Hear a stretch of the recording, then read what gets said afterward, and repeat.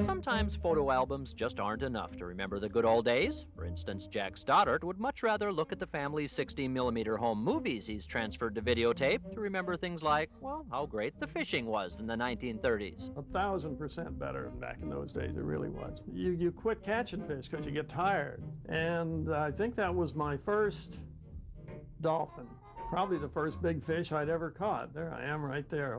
And yes, there are bad memories here, too, of living in Coral Gables during the hurricane of 1935. Which was the year the veterans were all caught down in the Keys, but the damage was considerable all over the place. Of course, we didn't have any warning in those days.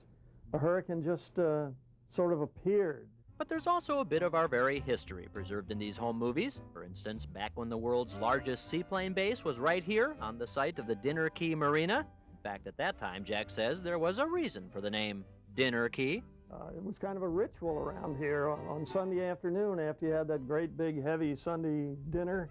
We'd all go out to Dinner Key and watch Pan American come in with those clipper ships. There are the cars, see them? Yeah.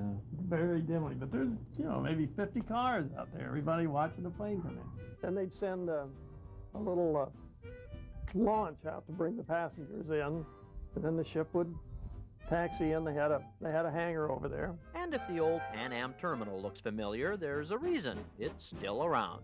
Even looks the same, doesn't it? Yep, in 1945, the last plane flew out of here. Became a restaurant for a while then, and then in 1954, the Miami City Commission decided this would make a nice place to meet temporarily until a new city hall was built. They're still meeting there.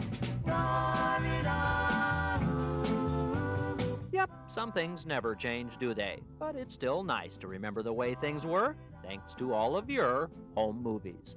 John Holden, News 4.